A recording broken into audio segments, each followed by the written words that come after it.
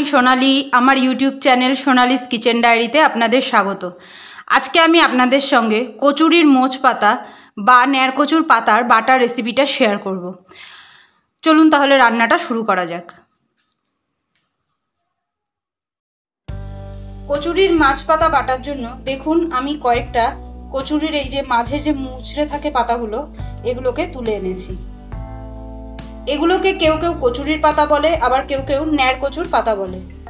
এবার এই পাতাগুলোকে ভালোভাবে ধুয়ে আমি বেছে মুছে নেব। এই পাতার থেকে শিরগুলোকে ফেলে দিতে হবে। দেখুন সব পাতা মোড়ানো নেই, তবে এগুলো খুবই কচি পাতা। এই পাতাগুলোকে নিয়ে আমি এই যে দেখছেন এইভাবে, এই যে মোটা শির, এই একটা আর এইখান থেকে এইটা গেছে, এইগুলোর থেকে আমি পাতাটাকে বেছে নেব। এইভাবে পাতাগুলোকে ছাড়িয়ে নিতে হবে। আমি যেভাবে ছাড়াচ্ছি দেখুন ঠিক এইভাবে ছাড়িয়ে নেবেন। প্রতিটা পাতাকে ভালোভাবে ছাড়িয়ে নিতে হবে। এই কচুরির পাতাগুলো আমি সদ্য গাছ থেকে তুলে এনেছি। আপনারা যদি এগুলো না পান কাছে পিঠে, তাহলে বাজারে এগুলো ভালোভাবেই পেয়ে যাবেন। আমি যেভাবে দেখাচ্ছি এইভাবে পাতাগুলোকে ছাড়িয়ে নেবেন। এই যে শিরগুলো দেখেছেন, এইগুলো খাওয়া যায় না, এগুলো নেওয়া যাবে না। এইভাবে পাতাগুলোকে ছাড়িয়ে আমি ভালো করে ধুয়ে জল ঝরিয়ে পরিষ্কার করে নেব। দেখুন আমি কচুর পাতাগুলোকে সব ভালোভাবে বেছে নিয়ে ধুয়ে জল ঝরিয়ে নিয়েছি। চেষ্টা করবেন যাতে কচুর পাতায় একদমই জল না থাকে, জলটাকে ভালোভাবে ঝরিয়ে নিতে হবে। এবার আমি মিক্সির বাটির মধ্যে বেশ কিছুটা কালো সর্ষে নেব।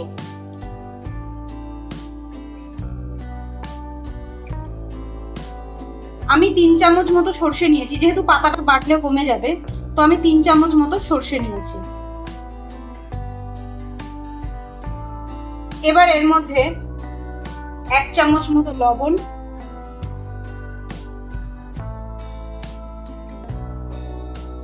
আর 1 চামচ মতো চিনি দেব। দিয়ে আমি সর্ষেটাকে আগে খালি ঘুরিয়ে নেব মিক্সির বাটিতে। দেখুন আমি সর্ষেটাকে লবণ আর চিনি দিয়ে গুঁড়ো করে নিয়েছি। এবার আমি এর মধ্যে পাতাগুলোকে দিয়ে দেব। এই পাতাটা বাটার সময় একদমই আগে জল দেবেন না, আগে ভালোভাবে বেটে দেখে নিতে হবে। যদি তখন মনে হয় যে জল লাগবে, তবেই জল দেবেন। এই কচুর পাতা শিলে বাটতে পারলে খেতে আরো বেশি টেস্ট হয়। আমার কাছে আপাতত শিল নেই, আমি তাই মিক্সিতেই বেটে নিচ্ছি। এবার এটাকে আমি বেটে নেব। দেখুন আমি পাতাটাকে এরকম ভাবে কম জল দিয়ে মিহি করে বেটে নিয়েছি। কচুর পাতা বাটাটাকে ভাজার জন্য এবার আমি কড়াইতে সর্ষের তেল দিয়ে নিয়েছি। এই সর্ষের তেলের মধ্যে কিছুটা কালো জিরে ফোড়ন দেব, আর 2টো শুকনো লঙ্কা দেব। ফোড়নটাকে ভালোভাবে ভেজে নিয়ে এর মধ্যে আমি পাতা বাটাটাকে দিয়ে দেব।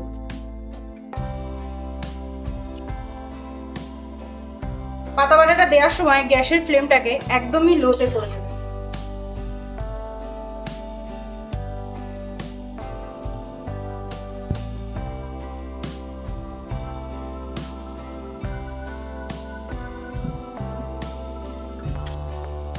আর দেব কিছুটা নারকেল কোড়া।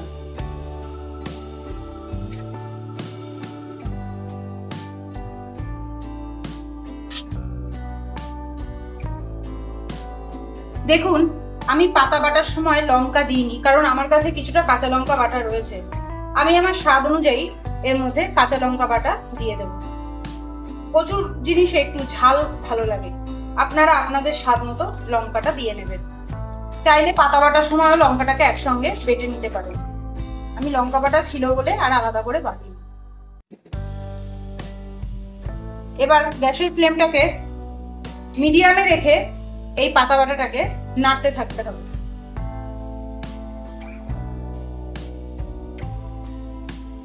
দেখুন আমি গ্যাসের ফ্লেমটাকে মিডিয়ামে রেখে পাতাটাকে অনবরত নাড়তে থাকি। এই পাতাটা কাঁচা বেটেও খাওয়া যায়, কাঁচা বেটে খেতে খুবই ভালো লাগে। তবে যেহেতু এখন বর্ষাকাল, গলা ধরতে পারে, তাই আমি একটু কড়াইতে নেড়ে আর নারকেলটা আমি পাতা বাটা দেওয়ার পরে দিয়েছি। আপনারা চাইলে তেলের মধ্যে নারকেলটাকে আগে ভেজে নিয়ে তারপরেও পাতা বাটাটাকে দিতে পারেন। এবার আমি এই পাতা বাটাটাকে জল শুকিয়ে ভাজা ভাজা হওয়া পর্যন্ত কষতে থাকবো। দেখুন পাতা বাটাটাকে কন্টিনিউ নাড়তে থাকতে হবে।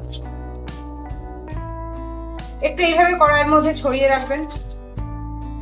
2 মিনিট বাদে আবার এটাকে উল্টে পাল্টে নিয়ে পাতিয়ে পাতিয়ে রেখে সেই পিঠটা ভাজা হয়ে গেলে আবার উল্টে নিতে হবে। আমি একটু গ্যাসের ফ্লেমটাকে এই সময় বাড়িয়ে দেব।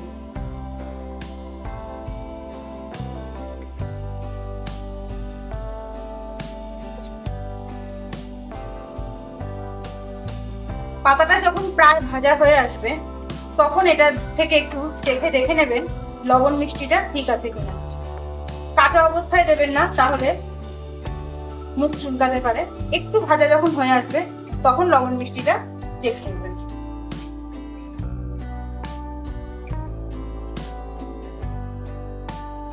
আমার এই পাতা বাটাটায় লবণ মিষ্টি কম আছে, তাই আমি আরো কিছুটা লবণ দিয়ে নেব আর 1 চামচ চিনি দিয়ে নেব।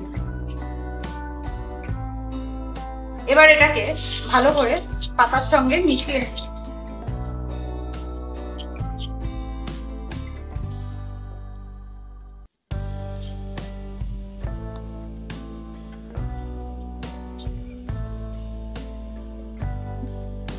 এই পাতা বাটাটা কড়াইতে ভাজার সময় প্রচন্ড কাশি হয়, আপনারা চেষ্টা করবেন নাক মুখটা কিছু দিয়ে ঢেকে রাখার, না হলে এই ঝাঁজ থেকে কাশি হতে থাকবে।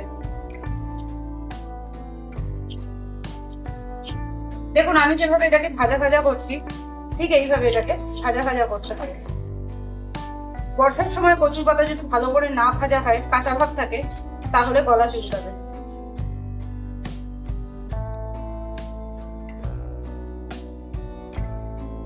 দেখুন আমাদের পাতাটা প্রায় ভাজা হয়ে গেছে। এবার এটাকে আমি একটি পাত্রে নামিয়ে নেব।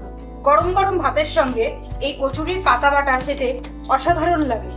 আমার রেসিপিটি যদি আপনাদের ভালো লেগে থাকে তাহলে আমার চ্যানেলটিকে সাবস্ক্রাইব করে দেবেন ও ভিডিওটিতে একটা লাইক করে দেবেন। আমাদের পাতা বাটা রেডি।